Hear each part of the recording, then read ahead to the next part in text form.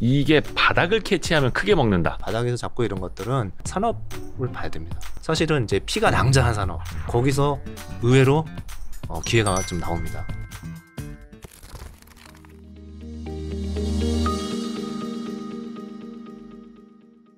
아니 근데 김대웅 대표님 저는 궁금해가지고 거의 한 10년 전 기사 예. 몇 번 이렇게 찾아봤거든요.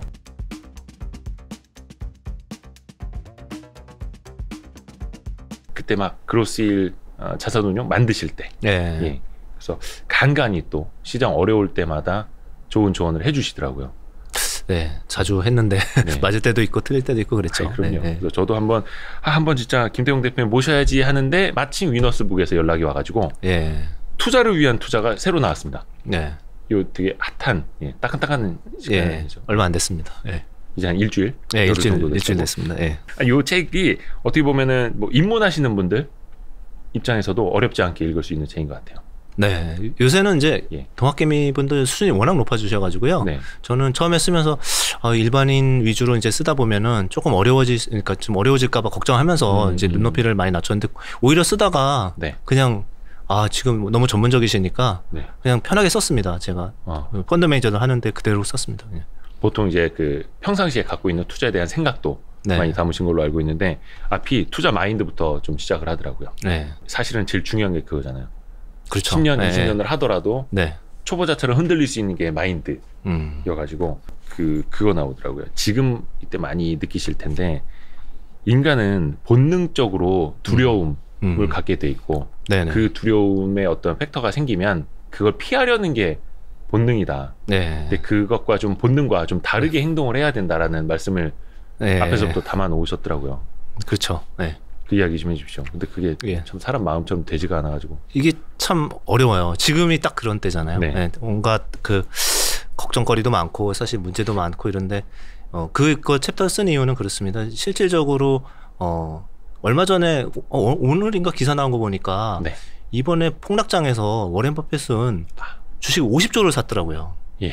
180조 정도 원의 현금을 갖고 있다가 네. 벅셔 헤더웨이가 예. 50조를 이번에 하락장에 샀더라고요. 네. 네. 그래서 기사 보시면 다 나옵니다. 그런데 이제 그런 분이 전형적으로 예. 이 공포를 갖다가 역으로 이용해서 이거 싼 기회 아니냐 이렇게 보는 거죠. 네. 네. 그러니까 이제 오바마의 현인이 예. 어떤 거의 신의 레벨까지 올라간 것 같고요. 저도 마찬가지입니다. 일반인들도 다 그렇고 당연히 우리 DNA는 네. 천둥번개 치면은 네. 약간 숨고 이런 DNA를 갖고 있잖아요. 그러니까 빠질수록 또는 두려울수록 피하는데 이 주식할 때만큼은 오히려 악재가 더 많을 때 초기에 잘못 걸리면 안 되죠. 물론 네. 초기에 잘못 걸리면 안 되는데 그 악재가 많아져서 더 나쁜 게 뭐가 있을까라는 거를 고민할 때 새로운 건 별로 이제는 없을 것 같아. 이럴 경우에는 서서히 많이 싸진 주식들을 이제 찾을 때가 됐다 이렇게 보는 거고 뭐 조금 더 말씀드리면은 지금은 이제 그러면은 저희가 두려운 게 한 4개 있는 거잖아요. 그러니까 물가, 금리, 뭐 이렇게 다 아시는 것들, 예. 네, 전쟁. 이제 여러분이 모르시는 건 아무것도 없는 것 같아요. 네. 그러니까 강한 긴축이라든지, 네. 뭐 중국의 코로나라든지 전쟁이라든지 뭐 쭉 있지 않습니까? 네. 물가 이렇게. 근데 이제 이게 우리가 봤을 때 지금은 최악인데, 그러면 6개월 뒤 또는 하반기 이때도 계속 지금보다 더 악화가 될까 이렇게 생각해 보면은 한 2개 정도는 서서히 풀리지 않을까 이런 생각이 드는 거죠. 그 2개가 뭘까요?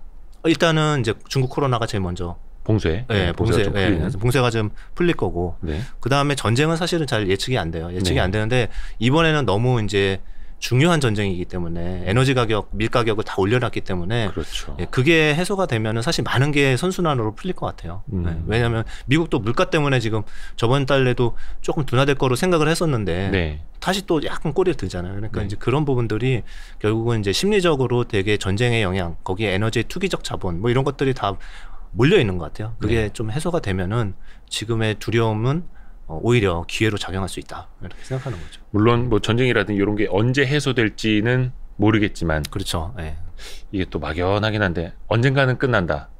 대신에 그 기간 안에 싸진 주식을 찾으면 된다. 또 이렇게 좀 단순화시켜도 될까요? 네, 맞습니다. 네. 근데 이제 싸진 주식이 내가 산 다음에는 비싸져야 되는데 네. 그게 사람 마음 아닙니까? 네. 그러기 위해서 사실은 투자하는 거고 네.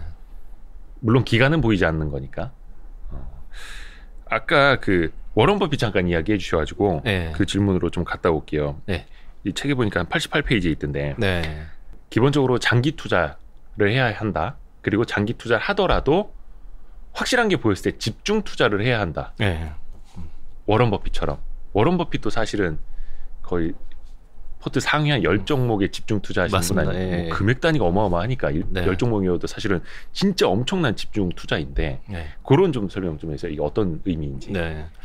그래서 이제 개인분들은 사실은 이제 집중 투자라고 하면 10종목 이하면은 집중 투자로 저희는 생각하거든요. 네. 근데 그 정도는 충분히 가져가셔야 되는 게 한두 종목에 너무 이렇게 몰려 있으면은 네.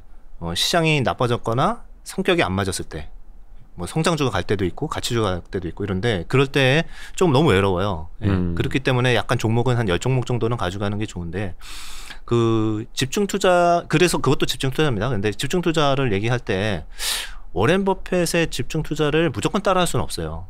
왜냐면은 네. 워렌 버핏이 투자할 때는 그 기업을 인수하듯이 삽니다. 아, 그렇죠. 예. 그렇기 때문에 그 정도 공부를 할 수는 없잖아요, 저희가. 네.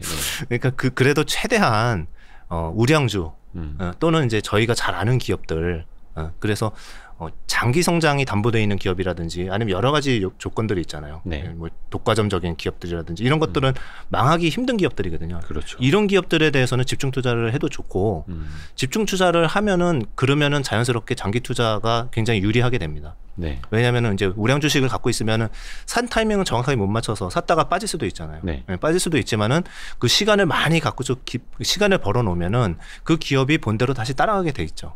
그러다 보면은 결국은 저희가 상 가격에서 일시적인 손해가 나더라도 뭐 1년 놓고 보면은 원래 궤도로 이제 이익에 따라서 가는 거죠. 그렇기 때문에 저희가 봤을 때는 그 워렌 버핏의 집중 투자를 따라하는 건 정말 좋은데 그게 그만큼 공부가 수반이 돼야 된다. 그리고 정말 우량한 기업이어야 한다라고 말씀드리고 싶고요. 그 우량 기업에 대해서는 또 혹시 뭐 말씀하시면은 네. 제가 어떤 조건으로 어떤 기업을 고르면은 우리가 물타기를 해도 되고 집중 투자를 해도 되고 이런 거를 좀 말씀드리겠습니다. 그게 101페이지에 나오더라고요. 안 그래도 여쭤보려고 했죠. 네. 물타기 기준은 성장하는 업종 내 1위 기업만 물타기해도 된다. 이렇게 쓰셨던데요. 네. 예. 그렇죠. 저희가 봤을 때 네. 지금 경기가 예측이 안 되잖아요. 네. 그리고 이러한 전쟁이 날 줄도 몰랐고 이러한 불확실성들이 확 터져 나오는데 네. 이런 거를 결국 극복해 나가려고 그러면은 주가는 어떤 숫자인데 이 주가를 보지 마시고 기업의 이익이 제대로 그래도 늘어나고 있는지를 봐야 되거든요. 그래서 그 기업의 이익이 늘어날 수 있으면은 경기 영향이 그렇게 크지 않아야 됩니다. 경기에 영향을 덜 타는 기업. 네. 꾸준히 돈을 잘 버는 기업. 그렇죠. 네. 그래서 저희가 예측한 것도 훨씬 나쁜 상황이 오더라도 네. 다시 경기는 정상화되게끔 돼 있잖아요. 예, 그렇죠. 그때 저희가 생각한 이익이 나오는 기업들이 있거든요. 근데 여러분 다 아시는 기업일 거예요. 뭐 예를 들면 미국의 빅테크라고 그러면은 네. 사실 뭐 구글을 대체할 기업은 없잖아요. 그렇죠. 그리고 유튜브를 대체할 미디어도 없고. 네. 그다음에 아마존의 그러한 뭐 상거래라든지 전자상거래 뭐 외에도 그 클라우드 서비스 이런 것들을 대체할 기업은 없거든요. 이미 공고하게 과점화돼 있고 네. 그런 서비스가 없으면은 미래로 갈 수 없지 않습니까? 네. 그래서 그런 기업들은 절대 안 망할 거기 때문에 이 물타기를 하더라도 경기가 조금만 돌아서면은 다시 그 기업의 펀더멘탈을 따라가는 거죠. 말 그대로 그거는 장기 투자 관점에서. 그렇죠. 사실 근데 대표님도 그렇고 그로스일 자산운용도 그렇고 사다가 물리는 경우가 없지는 않을 거 아닙니까? 많습니다. 특히 요새는 뭐 속출하고 있습니다. 사자마자 물리고. 그러면은 어떻습니까? 솔직히 인간된 마음에서는 저희가 사는데 물려도 사실 저희는 이제 종목이 한 50개 뭐 이렇게 됩니다. 이렇게 많아서 물린 종목이 사실 굉장히 많아요. 많기도 지금 같은 시장에서는 뭐 계속 빠졌습니까? 그렇기 때문에 이제 그런 기업들은 있지만은 저희가 계속 점검을 해요. 저희가 본대로 이익이 계속 늘어나고 있는지 보고요. 그 본대로 이익이 안 늘어나거나 저희가 생각했던 가정이 틀리잖아요. 그러면 저희가 손절매를 해버립니다. 그래서 이제 손절을 치고요. 그렇지 않고 그냥 시장 상황 때문에 저희가 본대로 이익은 나오고 있는데 시장 상황 때문에 밸류만 떨어지고 있으면은 그러면은 두 가지 중에 하나를 하죠. 다시 한번 점검하고 진짜 물타기 말 그대로 좀 더 매수를 하거나 아니면은 그 포지션대로 그대로 그냥 갖고 버티거나 이렇게 합니다. 그래서 저희가 매도 기준은 첫 번째는 이제 목표가 도달하면은 제일 좋은 기회이지만 네. 그렇게 안 됐을 때 틀렸을 때 그냥 바로 손절을 하는 이런 것도 하고요. 그리고 마지막으로 보면은 어떤 때 보면은 기관들이 좋은 주식이고 이런데 계속 파는 게 나와요. 근데 그게 왜 그러냐 하면은 네. 이런 경우도 있습니다. 이게 나빠서 그런 게 아니라 좋을 때도 더 좋은 기업이 발굴되잖아요. 네. 상대적으로. 예, 그러면은 이게 업사이드가 50%고 네. 내가 갖고 있는 게 15%다. 네네. 이러면은 이제 15%짜리 까서 50%짜리 사는 거죠. 와닿네요. 깐다라는 표현이. 네. 그러니까 그런 부분에서도 매도가 나와요. 네. 상대적으로. 그렇죠. 그리고 또 이제 시장이 같이 이제 출렁일 때 대바겐세일하는 우량주가 또 나오잖아요. 그렇죠. 그럼 또 이쪽에 있는 걸 이제 빨리 비워놓고. 맞습니다. 더 싸진 거를 사는 경우도 있고요. 네. 근데 그 매도 원칙 94페이지 있는 걸 보니까 첫째 뭐 목표 주가에 도달했을 때 이제 말씀해 주셨고, 셋째 더 상승 여력이 높은 종목을 발견했을 때 이건데, 두 번째가 투자 당시 미래 이익 추정에 대한 가정이 틀렸을 때, 그러니까 이익이 뭐 꺾이는 이게 아니라 이익을 추정하는 데 있는 가정이 틀렸을 때라고 쓰셨더라고요. 그건 어떤 차이일까요? 그거는 이제 저희가 어닝 모델을 다 만들고 그 다음에 어닝 모델의 예측치를 만들 때 매출을 구성할 때 판매량과 그다음에 가격에 대한 가정을 하잖아요. 그리고 또 하나는 원가에 대한 가정을 하는데 예를 들어서 이제 예를 들면 반도체, 차량용 반도체처럼 생산이 안 될 때도 있고 이렇게 되면 아무리 다른 차가 다 준비가 돼 있어도 반도체가 없으면 출고를 못 하잖아요. 그런 경우는 예측한 거랑 완전히 다르게 가는 경우가 생기는 거죠. 그렇죠. 그런 식으로 이제 가격도 마찬가지입니다. 원재료가 유가가 이렇게 튈지는 몰랐는데 이렇게 해가지고 압박을 받거나 밀가격이 이렇게 튀어가지고 라면 가격에 어떤 압박이 된다든지 이렇게 되면은 이제 가정이 바뀌는 거잖아요. 그럴 경우에는 저희가 그만큼 줄이는 거죠. 그거는 이익을 추정하는 걸 더 앞서서 움직이기 위해서 또 그 가정을 먼저 세워놓는 거고요. 네, 맞습니다. 그렇죠. 그래서 Q와 P, 양과 질 같이 봐야 되는 것도 비용도 같이 감안을 해야 되는 거고. 맞습니다. 그런 이야기도 있더라고요. 약간 그래서 많은 사람들이 그런 질문들을 제일 많이 해요. 개인 투자자분들 만나보면은 매수보다 매도가 더 어렵다. 어떨 때 매도를 해야 되고 어떨 때 차익 실현을 해야 되고 어떨 때 손절을 해야 되느냐. 근데 책에도 있는데 이게 피크 시점이 주식 매도의 기준점이다라고 말씀을 하시더라고요. 네, 되게 중요한 거거든요. 이게 매수는 진짜 손쉽게 나가는데 매도하고서 사실 팔았는데 쭉 더 올라가요. 그러면은 샀을 때 빠지는 것만큼 멘탈이 많이 갑니다. 짜증나죠. 되게 멘탈을 많이 상하고요. 뭐 저희 기관도 그럽니다. 목표가 왔다고 생각해서 팔았는데 거기서 20-30% 올라가면은 굉장히 후회가 되고 막 이러는데, 그때 어떤 사람들은 밸류에이션을 보고 팔아요. 그러니까 코스피가 PR이 10배인데 이거 벌써 30배 왔으니까 이거 팔아야 된다 이렇게 이제 주장하시는 분들도 있고. 그런데 저희가 봤을 때 오랫동안 보니까 그거보다 제일 좋은 매도의 타이밍은 그 기업의 이익이 증가하는 게 있잖아요. 증가율이. 그게 피크아웃 할 것 같을 때 파는 게 제일 좋습니다. 그거는 그냥 절대적인 이익 금액이 아니라 어떤 증가율 측면에서요? 그렇죠. 증가율이. 그래서 좀 무서운 얘기를 하나 드리면은 뭐냐면은 신문에서 보면은 어떤 기업의 이익이 사상 최고치를 쳤다라고 막 나오는데 주가는 뭐 30% 빠지고 좀 더 있으면 막 반토막이 나는 경우가 생겨요. 근데 왜 이익이 사상 최고치가 났는데 왜 그러지? 이렇게 보면은 그게 증가율이 둔화됐기 때문에 그래요. 그렇죠. 예를 들면 이제 셀트리온 그룹이나 이런 경우도 막 이익이 50에서 100%씩 증가하다가 갑자기 이익 성장률이 정체가 돼버리거나 10%로 이렇게 둔화가 될 때가 있거든요. 그러면은 기억하시겠지만 셀트리온이 한참 잘 나갈 때는 PR이 60배, 70배씩 받았잖아요. 그거는 결국은 성장률이 한 4-50% 이상 된다라는 거를 가정을 하고 있는 거거든요. 그런데 코스피의 성장률은 10% 정도 가정을 하고 있는 거죠. 10% 성장하면은 PR 한 10배 주는 거잖아요, 코스피가. 근데 이제 셀트리온이 만약에 성장률이 10%로 줄어들었어요. 그러면은 갑자기 60배, 70배 받던 게 뭐 10% 증가까지는 안 떨어지겠지만 코스피만큼은 안 떨어지겠지만 그래도 뭐 PR 20배로 떨어지는 거죠. 그렇게 되면은 이익은 사상 최고치인데 성장률이 뭐 50% 증가하다가 10%로 둔화됐다고 그래가지고 주가가 50%가 빠지는 현상이 생기는 겁니다. 근데 그거는 사실은 그 숫자로만 보시면 안 되고요. 그 상황을 보셔야 돼요. 그러니까 예를 들면은 뭐 셀트리온 말씀드린 김에 계속 더 말씀드리면 뭐 유럽에서 그 당시에 그러니까 작년에 많이 빠졌잖아요. 이제 그럴 때 유럽에서 시장 점유율이 계속 늘어나고 있다가 그 주춤해졌거든요. 네. 그리고 이제 또 하나는 이제 1위 업체하고 이제 가격 경쟁도 심해졌고 이런 상황들이 나오거든요. 이렇게 되면은 이제 예상했던 만큼의 성장률이 안 나오고 그럼 이미 시장이 포화된 걸까? 이런 의심이 생기기 시작합니다. 네. 이럴 때 이제 피크아웃 하는 거죠. 그래서 이거는 숫자로 보고 있다기보다는 그 산업을 잘 보고 있으면 돼요. 산업을. 예. 기업 자체도 중요하지만 그 네. 기업이 속한 산업. 예, 산업이 사실은 훨씬 더 중요합니다. 제가 한두 가지만 또 예를 드려도 되죠. 예. 뭐 예를 들어 드리면은 훨씬 더 이제 와닿으시기 때문에 그 재작년부터 해가지고 스판덱스가 갑자기 쇼티지가 났어요. 그러니까 왜냐면 코로나 때문에 이제 운동도 많이 하고 그렇죠. 하면서 룰루레몰이라는 브랜드도 굉장히 유명했었고 레깅스 네. 스판덱스로 만들잖아요. 그런 것들이 이제 폭발적으로 성장을 했고 그 쇼티지가 났습니다. 그러다 보니까 세계 1위 회사가 이제 효성 TNC거든요. 그렇죠. 예, 그 회사가 이제 증설을 발표를 했죠. 그리고 난 다음에 주가가 5배가 올랐어요. 그렇죠. 예, 10만 원대에서 거의 한 100만 원 육박하는 가격까지 네. 갔었죠. 네, 한 9배, 10배까지 올랐었네요. 예. 그쵸. 바닥부터 보면. 네, 바닥부터 그쵸. 보면. 예. 그렇게 올랐다가 증설을 발표를 했고 증설을 하는 동안 계속 올랐어요. 그리고서 증설이 끝난 게 작년 8월이에요. 네. 예, 거의 2배 증설했습니다. 네. 그러니까 이때 이제 물량이 쏟아져 나오겠죠. 예, 그리고 또 하나 위험했던 게 뭐냐면은 중국 업체들이 같이 증설을 다 했어요. 네. 2위, 3위 업체들이. 네.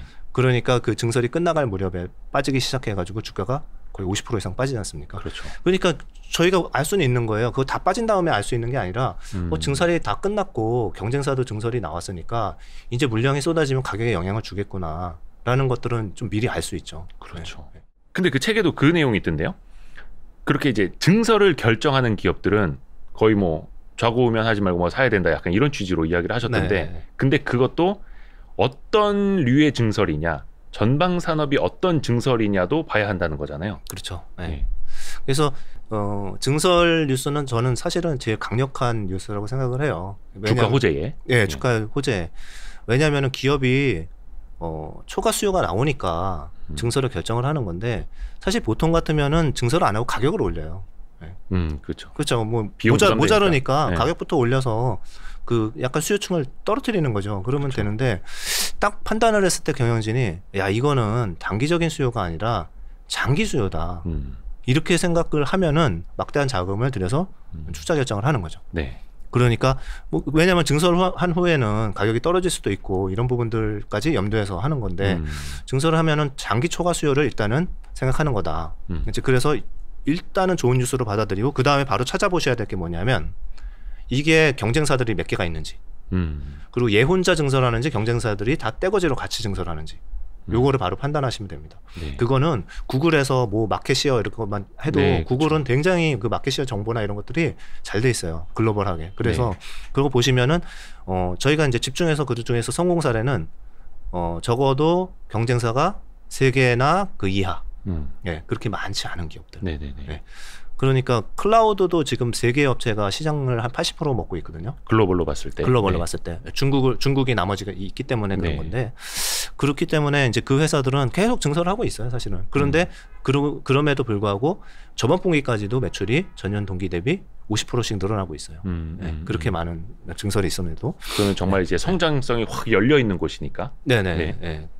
그런 사례들이 계속 나옵니다. 그래서 증설하고 있는 기업들은 잘 봐야 되는데 경쟁사가 많은 건 어떤 모습이 나오냐면은 네. 그런 모습이 나오죠. 옛날에 보시면은 이제 조선사들 증설할 때 네. 한참 중국이 이제 세계 원자재를 빨아들일 때 조선사가 한국에 10개가 넘었고 중국도 뭐 거의 100개 이상 조선사가 생겼거든요.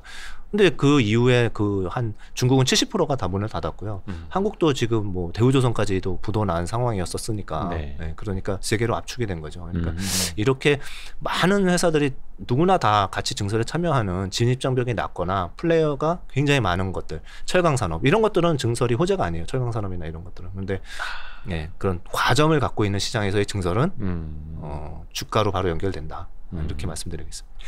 말씀하시는데 생각나는데 그 최근에 이제 증설이 가장 핫했던 게 PCB 그것도 FCBGA 네. 이쪽에서의 증설 이슈였지 않습니까? 그들 네. 기업들이 실적도 굉장히 잘 나왔고 네. 뭐 삼성전기, LG이노텍부터 시작을 해서 저 중견 중소기업들까지 네. 다 증설한다 거의 한 5-6개 기업이 네. 관련 증설화 쫙 나오더라고요. 당장 주가도 좋고 실적은 좋은데 이제 그 생각 드는 거죠. 그러면 내년, 내후년에는 과연 어떤 모습일까? 네. 그거는요, 정말 좋은 예를 말씀하셨는데, 네. 저도 여기서 약간 헷갈린 부분이 있어요. 예. 왜냐면은 이게 구조적인 쇼티지거든요. 네. 이 부분은 사실은 이제 5G로 넘어가면서 네. 미국은 좀 늦게 넘어가잖아요. 네. 그래서 4G에서 5G로 넘어가면서 플립칩 BGA나 이런 쪽에 이제 채용량이 네. 늘어나지 않습니까? 네. 안테나가 더 많이 들어가니까. 네. 그러니까 이제 구조적으로 단순히 핸드폰이 작년 대비 몇 개 팔려가 아니라 그 안에 채용되는 채용량 자체가 늘어나는 거죠. 그렇죠. 네. 그렇기 때문에 요거는 구조적인 성장인 게 맞고 두 번째로는 다 증설들을 이제 하고 있는데 증설이 끝나는 게 보니까 23년도 말 정도 돼요. 네. 그러니까 저는 아직은 유효하다라는 생각은 하는데 딱 하나 조심해야 될 게 요거 좀 기대가 좀 돼 있다는 거랑 IT는 수요에 대해서 6개월을 선행하더라고요. 네, 예를 들면은 삼성전자가 주가가 작년 2분기부터 빠지기 시작했잖아요. 네. 근데 이익은 뭐 3분기까지도 사상 최고치 나오고 있고 이렇게 계속 반등하고 있잖아요. 그런데 굉장히 빠르게 6개월 전에 IT는 주가가 반영을 하더라고요. 실적을. 네, 그런 부분들을 좀 조심해서 해야 돼서 조금 빨리 이제 뭐 이런 부분이 있는데 실적이 계속 받쳐줄 거예요. 아마 앞으로 한 6개월에서 1년 정도는 실적이 받쳐줄 거니까 증설이 끝나는 시점까지 기다리면 안 될 것 같고 그 전에는 뭐 수익이 났으면은 좀 일부 차익 실현도 하고 이런 모습이라고 생각합니다. 그렇지만은 지금 말씀하신 기판 사업, 플립칩 BGA 이런 쪽은 전형적인 쇼티지 산업이라고 생각해서 저는 좋게는 봐요. 네. 지금은 좋고 네. 또 이제 그 증설이 완료되는 2023년 말부터는 네. 그때의 뭐 스마트폰이라든지 전방 시장이 어떻게 되는지, 그렇죠. 네. 그때 또 어떤 이익 구조라든지 가격이 어떻게 되는지를 또 체크를 해야겠네요. 그렇죠. 그때는 또 이제 자동차도 지금 계속 자동차에 들어가는 카메라 양도 늘어나고 있잖아요. 그렇죠. 네, 뭐 자율주행이나 이런 거 준비해야 되니까 그건 또 애플카 또 얘기도 나오고 뭐 여러 가지가 있기 때문에 그때 보면서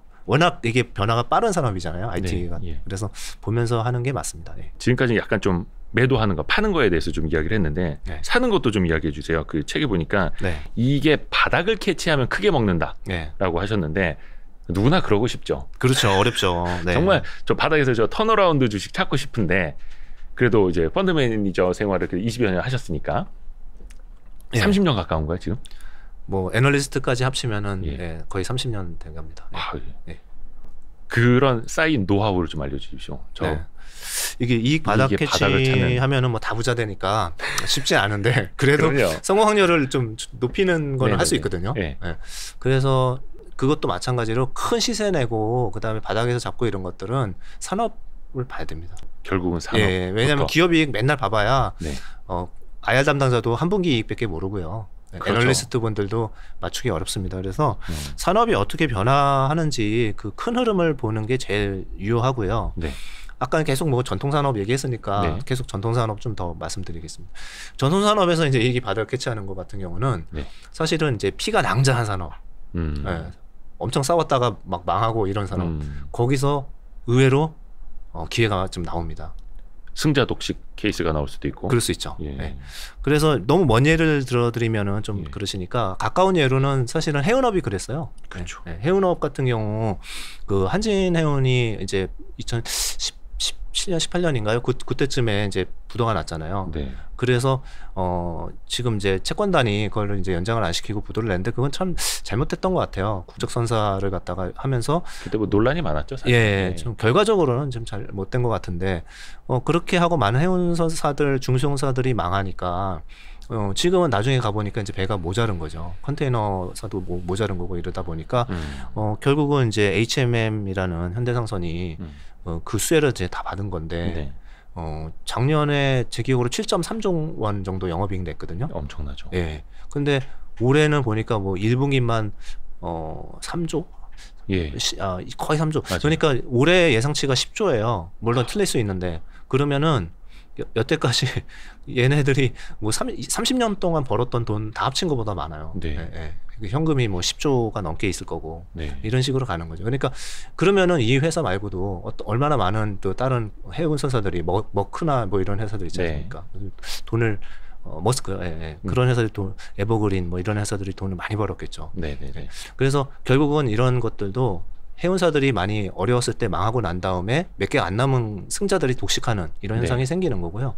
그리고 좀 더 나가면은 그 돈으로 뭐 하겠습니까?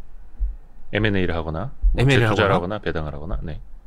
그다음에 배를 발전하겠죠. 네네네. 배가 모자라서 운임이 여기까지 온 거니까. 그렇죠. 네. 운임이 물론 빠지고 있습니다만 꼭 필요한 장기 배들은 필요하니까. 특히 네. 뭐 LNG선이라든지 LPG, VC선 이런 것들 필요하니까. 네. 네. 그러니까 또 배 발전을 하겠죠. 그러면은 이미 조선사들도 상당 부분 많이 망가져 있기 때문에 여기서도 또 기회가 나올 수 있고 이런 식으로 산업의 큰 사이클에서 한번 과도한 경쟁, 과도한 증설로 해가지고 기업들이 몇 개 무너진 데에서 그러한 턴어라운드를 강력하게 하는 기업들이 나온다라는 거죠. 그래서 그 H&M도 작년에 뭐 주가 거기도 한 10배 올랐죠. 그렇죠. 네, 그렇죠. 10배 올랐고 지금 많이 빠졌지만 그런데 끝까지 갖고 계시면 안 돼요. 끝까지 갖고 계시면 안 되고 그런 사이클은 짧고 굵게 오기 때문에 그때 이제 근데 처음에 그 뉴스 보고도 해도 사실 살 수 있잖아요. 근데 그거는 이제 앞에서 네. 말씀하셨던 이익 증가율이 피크를 쳤을 때가 어떻게 네. 보면 이제 주가의 피크일 수 있다. 그 앞부분에 말씀해 주신 그걸 이제 네. 기억을 하시면 될 것 같고. 근데 저는 약간 아이러니한 게 그거예요. 다들 뭐 한 몇 개월 전부터 몇 달 전부터 피크아웃이라 그랬는데 아니 올해 실적이 더 잘 나온다고 뭐 하면 이게 과연 피크아웃일까? 네. 물론 이제 주가는 그걸 또 선행하기는 하는데 그게 또 고민이 되더라고요. 피크아웃은 맞아요. 성장률로 항상 봐야 되니까 주가는 이익의 절대 레벨이 아니라 성장률의 함수니까. 그러니까 뭐 예를 들면 작년에는 뭐 이익이 한 뭐 100배 이상 늘어난 네. 거잖아요. 네. 근데 올해는 왜 힘드냐면은 사실 컨테이너 운임 지수가 빠지고 있죠. 진작부터 빠지게 있었고요. 두 번째는 사람들은 그것만 보지는 않아요. 그 자기들도 생각을 하잖아요. 우리도 생각을 하는데 지금 경기가 둔화되고 있고 전쟁 났고 코로나 락다운 다시 하는 국가들도 생기고 이러는데 교역량이 늘어날까 이렇게 생각은 안 하잖아요. 예. 그리고 이제 금리까지 세게 올리고 유동성이 축소되니까 그러면은 어쨌든 좋은데 이익 많이 내서 좋은데 조금 그 모멘텀은 밑으로 먹고 있다라는 생각하기 때문에 과도하게 지금 주가가 그렇죠. 빠진 상황이고요. 밸류 투자하시는 분들 입장에서는 사실은 되게 탐이 나는 회사일 수도 있어요. 그러니까 이 회사 사면은 네. 시총 15조에 현금 이제 10조 이제 넘어갈 건데 올해 네. 말 끝나면 10조 넘어가겠죠. 네네. 네, 훨씬 넘어가겠죠. 그러면 그거 사가지고 현금 가지고 M&A 해서 딴 거 붙이고 뭐 이렇게 하면 그렇게 구조를 그리면은 되게 밸류의 영역에 있는 기업이긴 합니다. 그런데 철저하게 주식쟁이들은 뭐 펀드 매니저도 반성을 해야 되는 건지 모르겠습니다만 이 모멘텀이 이렇게 가고 있는 거와 이렇게 가고 있는 거에 대해서 아래로 내려가는 거에 대해서는 과도한 페널티를 주고 있는 건 맞는 것 같습니다. 네. 참, 그렇죠. 그래서 밸류 위주로 보시는 분들 입장에서 이제 답답해 죽는 거죠. 네. 이렇게 싸지고 있는데. 네, 그거 하나 하고요. 그 다음에 이제 바닥에서 잡자 하나 더 말씀드릴게요. 네. 그게 이제 전통 산업에서는 그렇게 구조 조정이 끝난 것들 이런 거에서 잡으면 될 것 같고요. 성장 산업은 그런 것 같습니다. 성장 산업은 미리 산업에 대한 연구를 많이 하고 그 다음에 미래의 기술이나 새로운 혁신 기업이 어떤 것들이 나올 수 있는지라는 걸 계속 생각하면은 지금도 2차 전지 소재 애들 그 실적 좋다고 해가지고 지금 사실 신고가 난 기업들 몇 개 이제 생겼잖아요. 그렇죠. 조정 받다가 또 다시 가고. LNF도 거의 신고가죠. 그렇죠. 근데 소재입니다. 소재들. 네. 셀 업체 말고요. 신고가 거의 다 나고 또 날 것 같아요. 그런데 저희가 뭐 주가 보고 말씀드리는 건 아니고 이게 뭐 2년 전부터 계속 이 회사는 적자가 나도 사셔야 되고 이런 것들을 이제 강력하게 말씀드렸거든요. 근데 그러한 토대는 저희가 뭘 보고 하겠습니까? 결국은 장기 수요랑 장기 오더 거기에 발맞춘 증설 이걸 보고 한 거거든요. 네. 그래서 증설 사례 아까 말씀드린 거기에 제일 부합하는 회사들이 거기였어요. 네.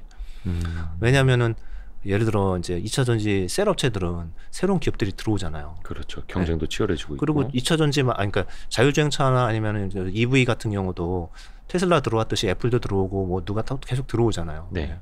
그리고 노스볼트라는 회사도 생기고 중국 업체도 생기고 이렇게 해서 많이 생기는데 이 화학 기반인 양극재, 음극재 이런 회사들은 새로 생기는 회사들이 없어요. 그냥 기존 회사들이 계속 캐파를 늘리는 방법밖에 없습니다. 네. 예. 그래서 그런 측면에서는 과점하고 있는데 세게 증설이 들어오는 거죠. 이런 부분들은 거의 그 주가 바닥에서 잡을 수 있는 이런 상황이 되죠. 왜냐하면 LNF도 적자에서 벗어난 지 얼마 안 됐거든요. 그렇죠. 예, 예. 그래서 전통 산업과 성장 산업은 그런 식으로 좀 나눠서 봐야 된다. 네, 그렇습니다. 라는 말씀이시고 언행 일치가 중요하다라는 말씀도 해주셨는데 투자의 과정은 단순하게 두 가지다. 결심과 실행이다. 근데 이제 사람들이 요즘에 투자 공부도 많이들 하시거든요. 애널리스트 리포트도 많이 찾아보고 뭐 이렇게 해서 어느 정도 투자 판단은 하는 것 같아요. 근데 이렇게 과감하게 이제 지르거나 혹은 이렇게 조정을 받고 있을 때 사자마자 물렸을 때 기다리지 못하거나 사실은 실행단이 더 어렵지 않나요? 그 두 가지 좀 나눠서 좀 조언 좀 해주십시오. 예. 이 실행이 되게 중요한 게 네.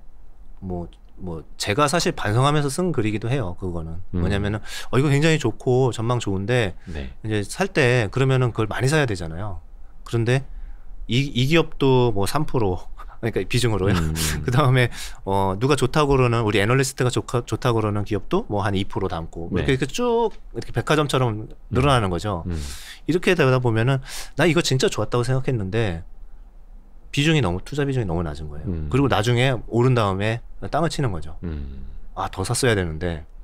근데 분명히 얘기는 하고 다녀요. 네. 이 기업 참 좋다. 이게 네. 좋은 것 같다. 그러고서 투자 비중을 조금 갖고 있는 거죠. 이렇게 하면은 뭐 어떤 문제가 생기냐면은 그걸 놓치는 경우도 있지만은 잘 모르는 다른 기업들이 생기잖아요. 네. 근데 잘 모르는 기업이라는 게 이제 애널리스트가 추천을 하거나 아니면은 확신은 아까 그 기업만큼은 안 되지만 네. 그래도 좋아질 거라고 생각하는 이런 회사들을 쭉 넣다 보면은 그 회사들이 끌고 내려가요.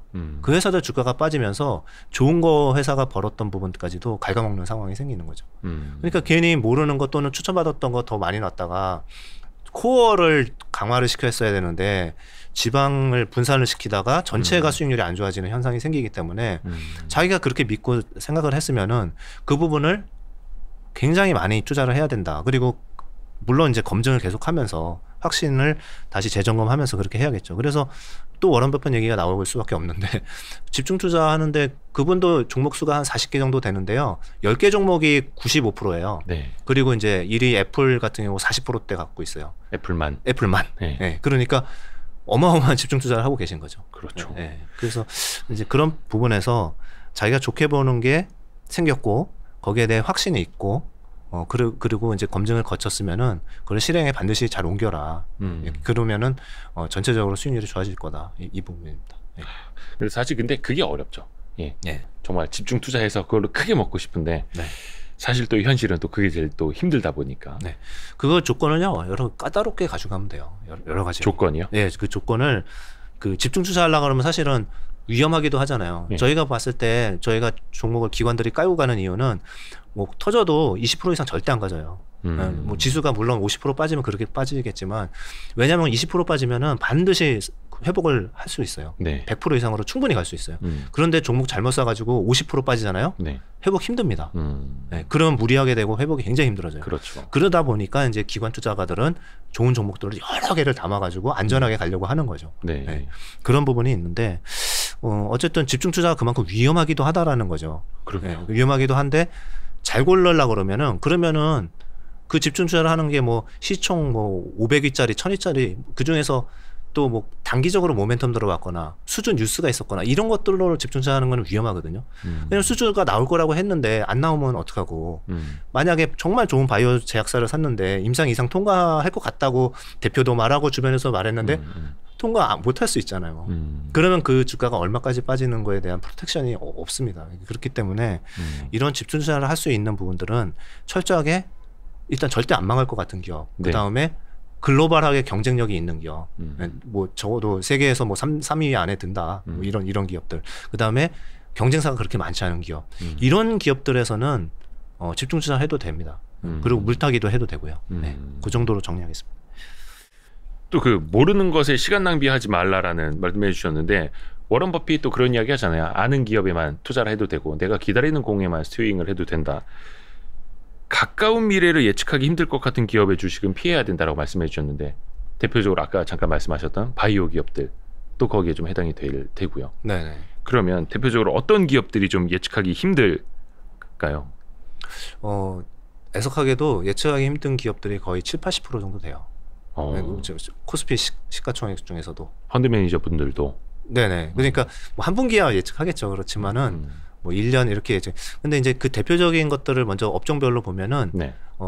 유가 예측 안 됩니다. 그렇죠. 환율 예측 안 되고요. 네. 그리고 커머더티 소재들 가격이 예측이 안 됩니다. 네. 그래서 저희가 물론 이제 구색을 그러니까 포트폴리오 차원에서 다 이제 철강주도 갖고 있고 화학주도 갖고 있고 이렇지만은 그런 기업들은 계속 지표가 나오잖아요. 네. 일주일 단위의 가격 지표가 나오고 네. 그 가격들은 예측이 왜 안 되냐면은 이게 비트코인도 비슷한 거예요. 이게 수급으로 가격이 형성되기 때문에 예측이 안 되는 거예요. 네. 유가 예측하면은 재벌됩니다.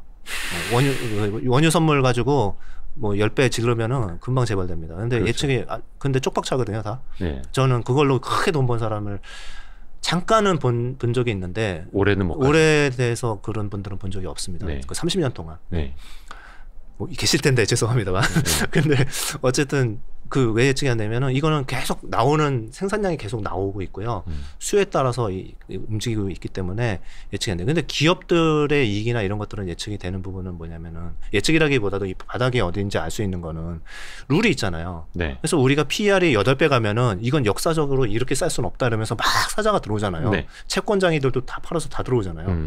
그렇게 이 밸류의 어떤 부분이 뒷받침되는 게 있어요. 네. 네. 그리고 배당이 또 있고 캐시플로우가 있잖아요. 네. 그리고 기업들이 이익을 내는 그 실체가 있잖아요. 네. 그런데 커머더티는 그런 게 아무것도 없어요. 없죠. 그냥 가뭄이 나거나 홍수가 나거나 이러면은 그 작황에 따라서 없어지는 겁니다.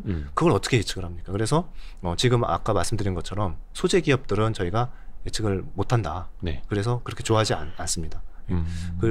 그런 부분들이 꽤 있고요. 예. 그리고 이제 그 외에 예측하기 힘든 거는 흥행하는 산업들이 또 그렇죠. 예를 들어서 게임 업체들, 네. 네. 게임 업체를 기본적으로 나쁘게 보지는 않습니다만 네. 어떤 대작이 나오거나 신규가 나왔는데 흥행에 실패할 수도 있잖아요. 그렇죠. 네. 근데 돈을 막 400억, 500억 들여서 만들었는데 실패하면은 그건 예측이 안 되잖아요. 그런 부분들도 좀 어려운 부분이 있는 것 같고요. 마지막으로 바이오가 그 성향이 제일 강하긴 합니다. 그 바이오 업체가 임상 전 단계에서 그 임상 3상까지 해서 10판까지 가려고 그러면은요, 확률로 5%가 채 안 됩니다. 네. 그 성공 확률이요. 근데 중간에 물론 이상했을 때 라이센스 아웃하고 이렇게 해서 팔아먹고 이러니까 그 기대로 이제 가는 거잖아요. 네. 근데 그만큼 이제 어려운 거죠. 서울대 뭐 교수님 뭐 예를 들어 서울대 병원 원장님도 그 특정 항목에 대해서 다 알 수가 없지 않습니까? 그렇죠. 그렇죠. 예, 예. 그런 예측이 안 되는 기업들이 그런 특성을 가진다. 바이오가 뭐 모두 나쁘다 이런 뜻이 아니라 특성이 그렇다는 거죠. 예.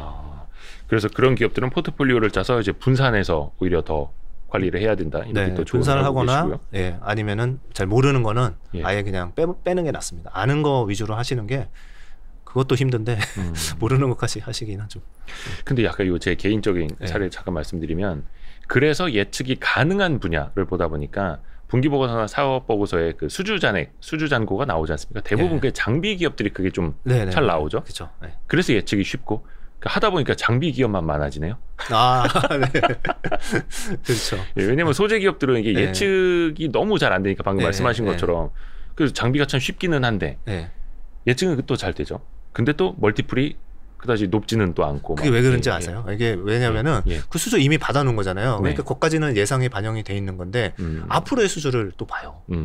그러니까 앞으로의 수주를 예상을 해야 되니까 그게 이제 전망이 좋을 것 같으면은 그런 거죠. 그러니까 대표적으로 이제 조선사 같은 경우가 수주 잔고가 늘어날 때 주가가 오르지, 기업 실적이 좋아질 때보다는 수주 잔고가 늘어날 때 이제 조선주가 올라가죠. 또 그것도 예상했던 것보다 수주가 더 좋아야 되는 맞습니다. 거고.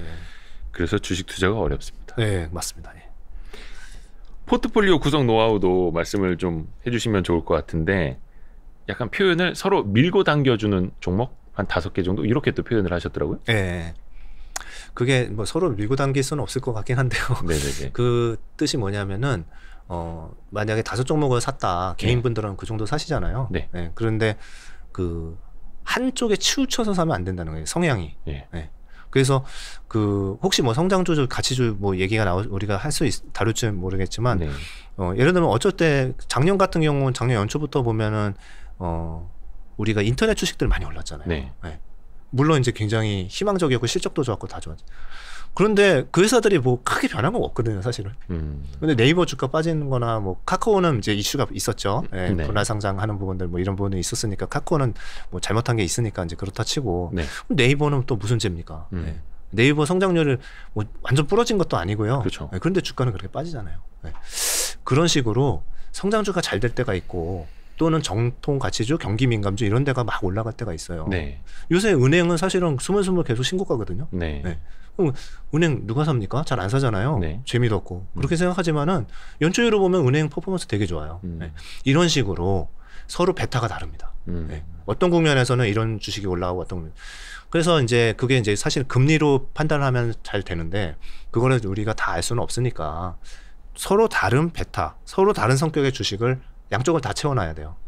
양쪽 끝을 마음에 안 들어도. 네. 마음에 안 들어도 경기 민감주 중에서 뭐 조선업이 됐건 아니면은 뭐 은행이 됐건 이런 것들도 채워놓으면은 하나가 계속 빠지면은 거기 한몰이 돼버려요. 그리고서 주식을 포기해버립니다. 막 이거 한 2년 덮어놓고 안 본다 이렇게 되실 수가 있거든요.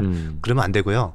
그게 이제 계속 교체가 되면서 좀 더 빠른 말에 갈아타는 이러한 기회가 되려면은 뭔가 누구는 벌어줘야 되잖아요. 네. 5종목 중에 좋아요. 3개 망했다 치더라도, 그러니까 망한다고 해서 손실이 났다 하더라도 한두 개가 막 벌고 있으면 그것도 팔아가지고 그렇죠. 또 살 수 있거든요. 네. 그런 식으로 밀고 당겨준다 이렇게 표현을 한 거죠. 네.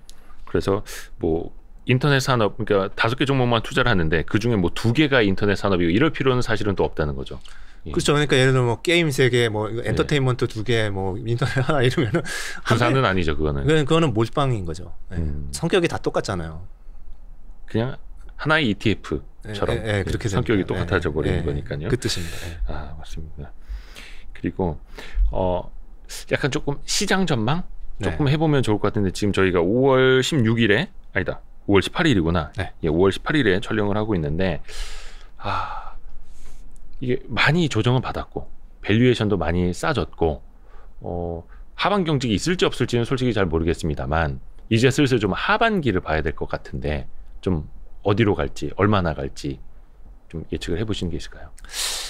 지금보다는 뭐 훨씬 낫다라고는 생각을 하고요. 이게 단순히 뭐 희망만은 아니고 이제 그 근거는 지금은요 긴축과 유동성 축소 그 다음에 아까 말씀드린 그런 각종 리스크들 이것 때문에 기업 실적을 이렇게 잘 안 보고 있는 것 같아요. 네. 그리고 기업 실적에 대해서 상당히 비관적으로 이미 지금 잘 나오면 뭐해 앞으로 나쁠 건데 이렇게 생각을 하고 있는 것 같아요.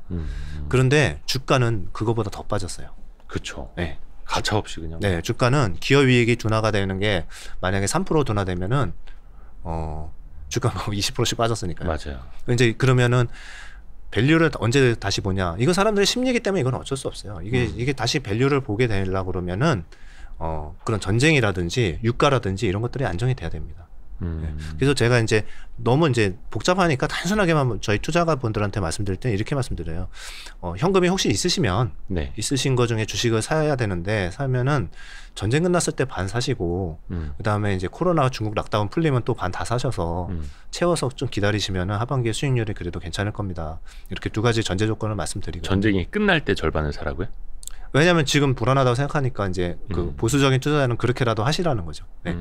그런데 이제 저희가 생각할 때 전쟁이 언제 끝날지 모르지만은 하반기에는 지금보다는 좀 많이 둔화가 될 거다.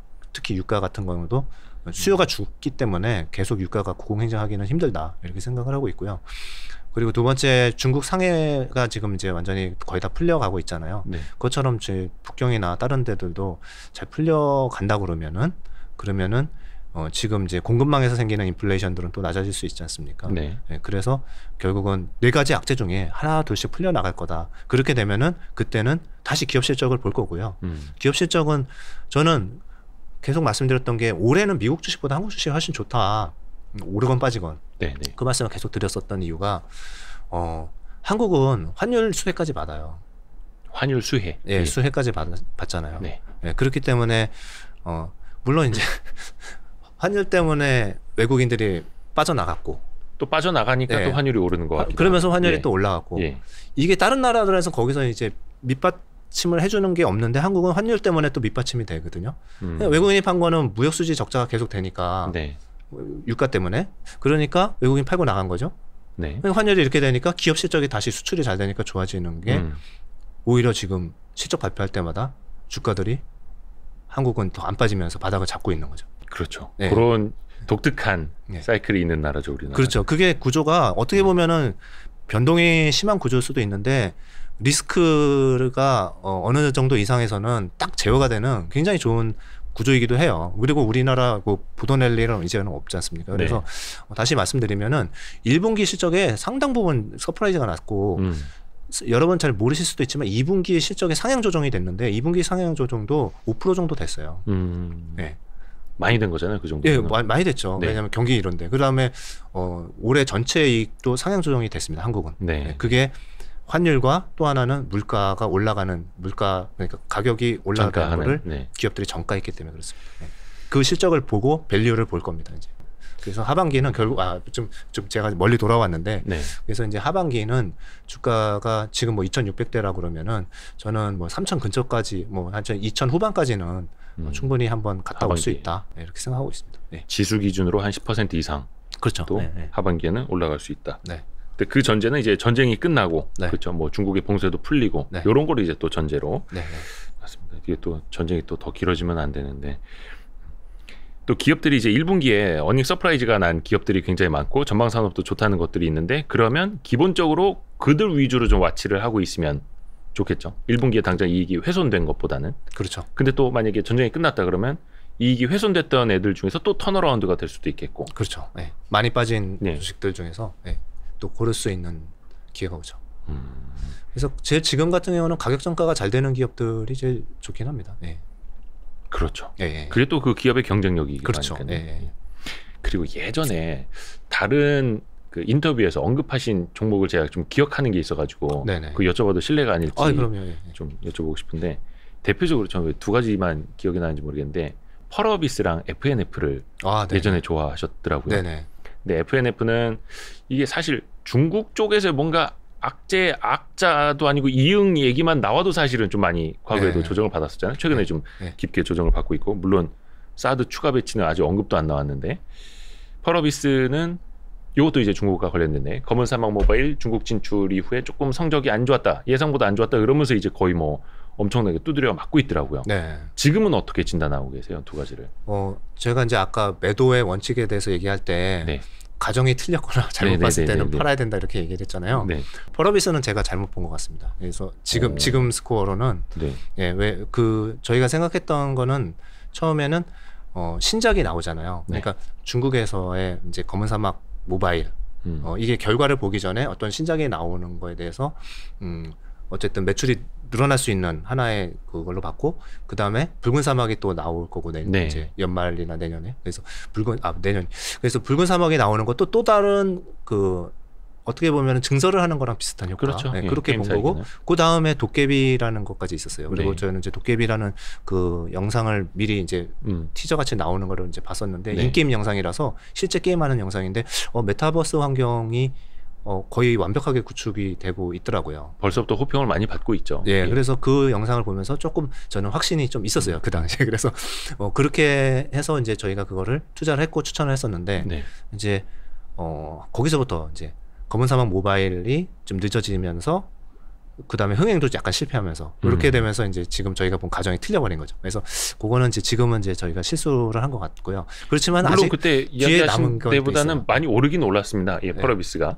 그랬다 이제 요새 많이 빠져가지고 그렇죠. 저희도 근데 사실 그러면 예. 그렇게 따지면 이제 네. 검은 사막은 이제 뭐 이슈로 따지자면 지나간 이슈긴 한데 붉은 네. 사막과 도깨비는 네. 또 훗날 뭔가 대기하고 있는 증설이잖아요. 네, 그러니까 그거는 그 장기 투자자들은 기다려도 될 것 같아요. 근데 이제 붉은 사막도 약간 이제 딜레이 된다는 얘기도 뭐 약간 들리고 이러니까 지금 이제 뭐 1년 미만으로 투자하시는 분들은 거기서 버티고 있기는 좀 힘드시니까 네, 그래서 이제 저희도 조금 가정이 틀렸으니까 당연히 저희 내부 프로세스대로 이제 손절매를 했고요. 그 다음에 FNF는요. 네. FNF는 지금은 이제 그때 과거에 했던 것만큼 강하게는 말씀을 안 드려요. 그런데 이제 그 당시에도 똑같습니다. 제가 계속 말씀드린 것처럼 예측 가능한 증설이 있었던 부분이 있었거든요. 그래서 이제 잘 아시는 메이저리그 베이스볼의 MLB라는 브랜드가 그렇죠. 중국에서 어마어마한 인기. 걔네는 이제 농구나 NBA나 뭐 MLB 이거 굉장히 좋아하지 않습니까? 네. 그게 대히트를 했고 그것도 뭐 2년 전 기사로 다 나와 있었는데 시작한 게 매장을 뭐 북경상해에서 10개, 20개로 시작했는데 잘 되니까 계속 늘리는 거예요. 그렇죠. 100개 늘렸죠. 그 다음에 회사가 이제 얘기해요. 우리 500개까지 늘리겠다. 그게 이제 작년 얘기거든요. 그러면 제가 봤을 때 100개인 회사가 500개까지 늘리면은요, 이건 대규모 증설입니다. 그렇죠. 네. 그렇기 때문에 그리고 브랜드가 있는 거기 때문에 굉장히 일시적이지 않을 거라고 생각을 했어요. 그래서 그때 계속 집중적으로 투자했고 사실 FNF로 수익을 굉장히 많이 봤습니다. 네. 그리고 이제 회사 목표는 지금 1000개까지 늘리는 건데 네. 지금 500개 막 넘어섰어요. 그러면은 추가 증설은 있다는 거죠? 그거보다는 네. 성장률이 네. 조금 둔화되잖아요. 네, 성장률이. 사상 최고 이익은 나올 건데 네네. 성장률은 좀 둔화되지 않습니까? 그래서 왜냐하면 이제 그 필라 그쪽의 매장 같은 경우가 2,000개, 그러니까 중국에서 한국에 성공해서 제일 많은 게 매장이 2,000개거든요. 그러니까 저희가 이제 회사가 1,000개까지 가면은 좀 생각을 해보겠죠. 더 해야 되나 말아야 되나 매장을. 그러니까 이제 그런 부분에서 지금까지는 뭐 되게 잘 하고 있었고. 그리고 이제 지금 빠지는 거는 물론 이제 중국 락다운 이런 것 때문에 빠지는 거잖아요. 근데 네. 저희는 그것까지는 잘 모르겠고 그런 거보다는 기업이 이게 인정받는 브랜드 또는 이런 걸 가지고 안정적으로 매장을 늘리고 있었다는 거를 아까 말씀드린 증설의 걸로 똑같이 적용한 겁니다. 네. 이 역시 성장률 측면에서도 계속해서 이제 고민을 또 네, 지금은 이제 성장률에 대해서 약간 고민이 들어가 있는 단계입니다. 네. 그러면은 또 아까 서두에 말씀해 주신 것처럼 과거의 밸류에이션과 또 다른 잣대를 들이대야 하는 걸 테고요. 물론 이거는 특정 기업 사례가 아니라 모든 기업에게 네, 모든 기업이 그렇고 그리고 기업이 가만히 있지는 않아요. 또 새로운 브랜드를 또 인수해서 런치하려고 하고 있고 이런 부분들에서 또 경쟁력이 있는 부분이 FNF는 또 많이 있어요. 그래서 뭐 이걸 함부로 뭐 나쁘다 좋다라고 얘기할 수는 없고요. 네. 회사는 뭐 꾸준히 굉장히 경쟁력이 있는 좋은 회사라고 생각하고 있습니다. 네.